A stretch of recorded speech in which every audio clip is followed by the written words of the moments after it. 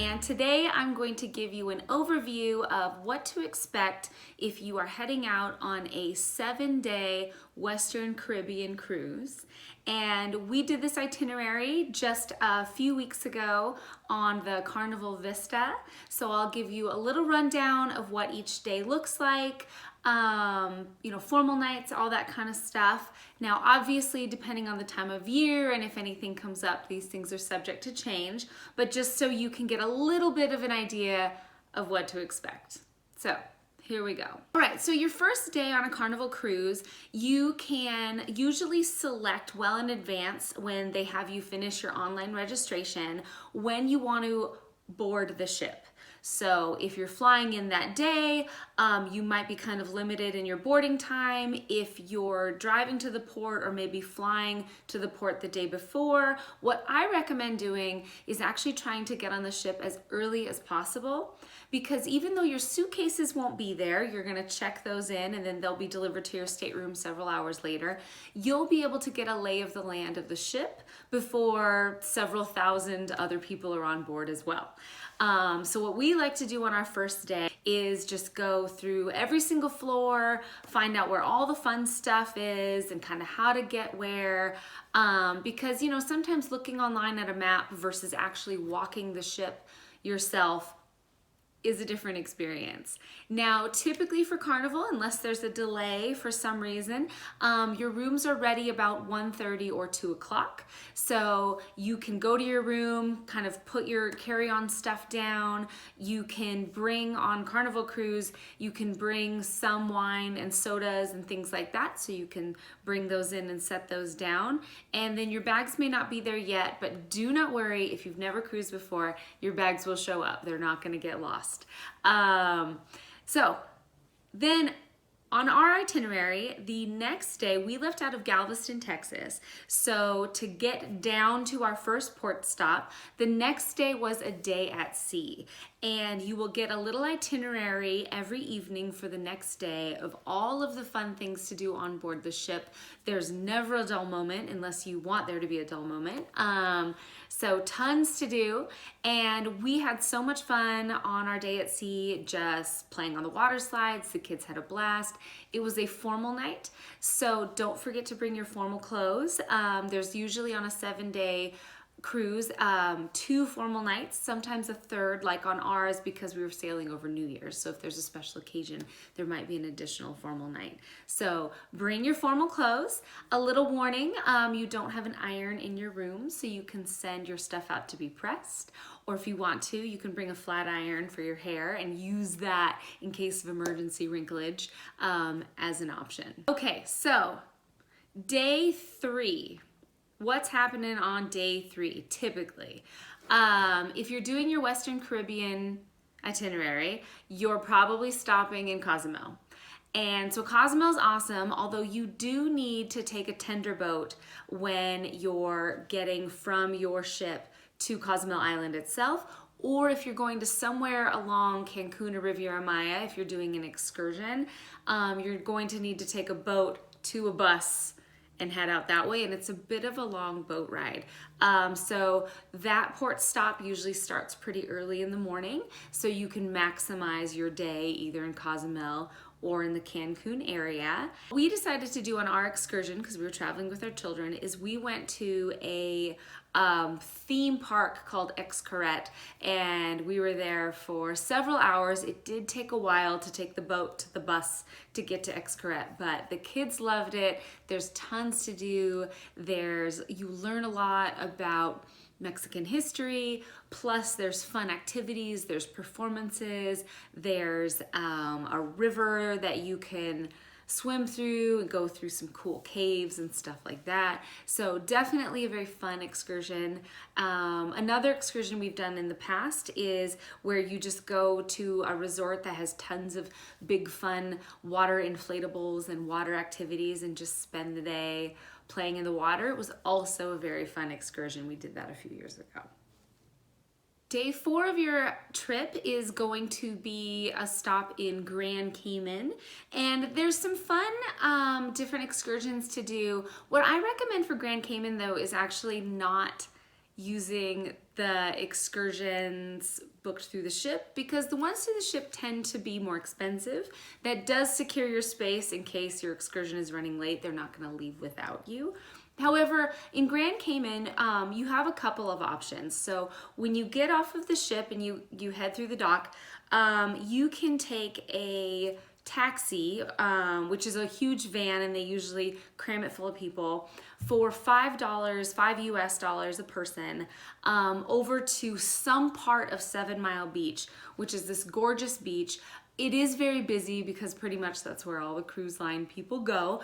But you can spend $5, bring a towel from the ship, head over there, hang out at the beach. There's lots of little restaurants so you can get some snacks and stuff like that. And then it's $5 on the way back. What happened to us, kind of a fun little thing, is they were trying to fit as many people as they could in the van on the way home. And so they said if we put our 2 kids on our laps, my husband and I, we only had to pay $5 for each of us, so $10 total instead of $20. So that was kind of a fun little bonus. Last time we went to Grand Cayman, we actually got off the ship, and there's lots of private tours that'll take you all over the island. You'll go to the post office in Hell, which is a part of the island, and learn a little bit about the Cayman Islands themselves, Grand Cayman, all of the interesting business association kind of things in Grand Cayman. And it's very inexpensive. So I recommend doing that instead of taking, unless you're gonna do some kind of fun off-wheel, off-roading kind of thing. You don't need to book through the ship. You have a long stretch of time at the beach, so you don't need to worry about missing your ship, because you'll have plenty of time to enjoy the sun and the sand, and then get your van back and get back on board without any trouble whatsoever. It's a very easy island to navigate. The next day is a stop in Ocho Rios, Jamaica. So your 3 port stops are back to back to back, which can give a little bit of fatigue, if you're really super duper active on your port stops. That, we were kind of wishing that, we could have had maybe a day at sea in between. But based on the proximity of the islands and how they arranged the itinerary, that's what we had. And lots to do in Ocho Rios. There's tons of excursions. If you're a big reggae fan, this is the home of Bob Marley, so you can go learn about that and see where he used to live. You can go up these cool waterfalls, kind of walk up the waterfall. You can get some Jamaican Blue Mountain coffee, which is very delicious. And if you're not sure what to do, if you don't want to book an excursion, even though there's tons to choose from, you can just walk right off of the ship, and there's kind of this little, almost like a downtown kind of thing that they've built over the years right where all the cruise ships dock. And it has restaurants, it has cute shops. There's a Margaritaville where there's actually a water slide and a pool in the restaurant, and there's beach access, so you can get some food, some drinks, hang out, swim at the beach. You're not going to be alone there. There's a lot of locals that hang out there as well, which is kind of fun, because then you're not just around all your fellow cruise ship people all the time. But tons of cool things. You can head up into the mountains on different excursions, so you will have a long day and a lot of time to enjoy in Ocho Rios and do lots of very cool things. Then your next day is going to be another day at sea. And this is a nice time to kind of, sleep in and ease into your day, maybe go to some of the trivia activities or bingo or any of that kind of stuff on the ship. Again, check that itinerary, because there's tons of stuff to do, and really kind of kick back and relax as your vacation is winding down. Then your last day, so this day is also a formal night. So the cruise lines try to schedule the formal nights on days at sea, because that way you're not sort of rushing back from your fun beach day covered in sand and salt and then trying to get ready for dinner. So they try to give you a day where you're more relaxed on the ship, so you can budget your time accordingly. If you want to go take photos, you can do that around the ship. They set up kind of fun places to take nice photos.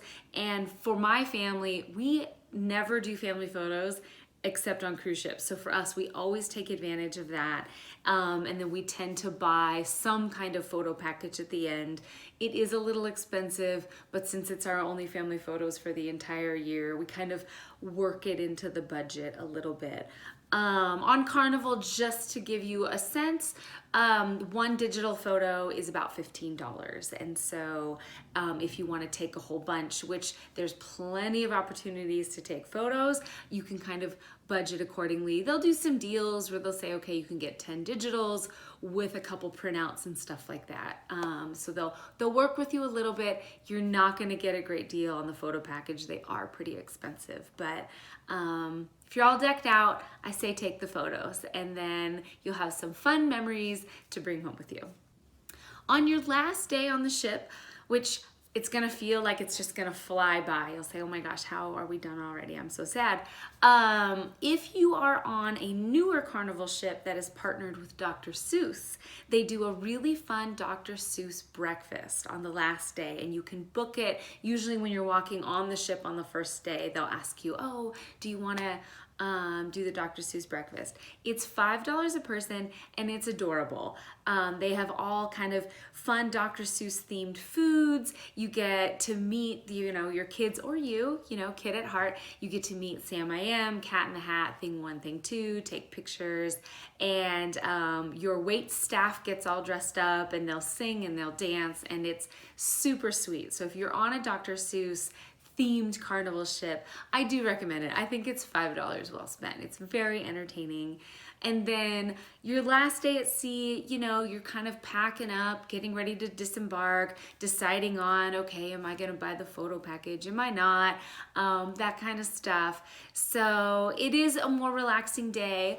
I think I recommend really trying to, if there was like one of the specialty restaurants that you were really meaning to try, make a reservation and go and kind of treat yourself a little bit since it's wrapping up the end of your vacation. They've got great options. There's sushi and teppanyaki, there's a steakhouse, there's a really nice Italian restaurant, there's a brewery where they brew their own beer. I think you should treat yourself on that last day at sea before you have to head back to the real world. And then your next morning is when you're going to disembark, and you have a couple of choices. You can carry off your luggage yourself, and there's different options of times that you can walk off the ship, or you can schedule a disembark time and you can have breakfast in the morning. I recommend actually going down to the Horizons restaurant, the seated breakfast. That way you can sort of casually just hang out and drink some coffee. If you're not rushing to catch an airplane or something like that, you'll still get off the ship with plenty of time, and you can have one last nice meal that you've already paid for in your cruise package before you head out and go back to the real world.